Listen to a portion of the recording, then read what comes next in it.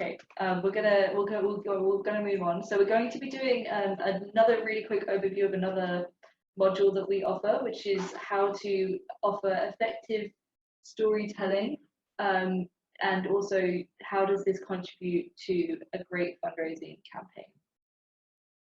So 56% of donors, according to that same CAP index report, were motivated to donate to that charity specifically because of the storytelling. Something that I personally find really interesting is that it sometimes doesn't matter the paperwork or the statistical impact that you may have been analysed to have. The donors really want to hear the face-to-face stories that you offer. So there's a few elements that are a building block of a story. The first is an effective character. Sometimes it can be a turtle, sometimes it doesn't have to be. An effective character a story should contain a single compelling character that is relatable to the audience and who is comfortable relaying specific details, memories, characters, and experiences.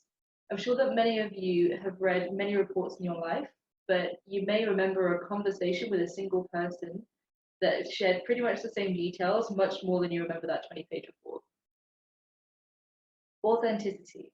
Stories should show rather than tell the audience about the character's transformation, using rich details and featuring the character's own voice without jargon. Donors aren't stupid. They can tell when you're speaking on someone else's behalf, and it's so important to get the stories on the ground to get that authenticity, because it will show in the donating. The trajectory of a story. Stories should chronicle something that happens, an experience, a journey, a transformation, or a discovery. So this just means there should be a beginning, a middle, and an end. And hopefully the beginning, the middle, and end have been directly impacted by the donation that a donor has sent you. So you are able to say that due to the donation that you were given, something happened as a consequence that benefited and made a happy ending to that story. Action-oriented emotions. Stories should convey emotions that move people to act and marry these with clear, easy-to-find pathways to get them to these desired actions.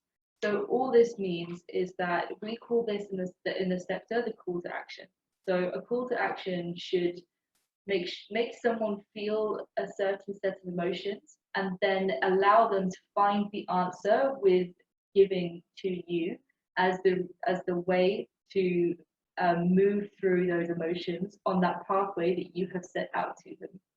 So this may sound like some kind of really hard behavioral psychology, but it's really not. It's the basics of fundraising that we have all utilized in the past. It's just a way to bring them to the forefront and make sure that we all understand what it is we are intrinsically doing. So a hook. Stories should capture the audience's attention as quickly as possible, giving them a sense of whose story it is and what's at stake. So sometimes a hook can be a character, or it could be the school that you are building, and that is what's at stake. It could be the typhoon that is coming, and that is what's at stake. But there needs to be a central element of the story that a donor can focus on. Stories can be used everywhere. Your emails, your social media, how you talk to a stranger, how you convey your work to a funder or board member. Your story shows and shares your organization's impact.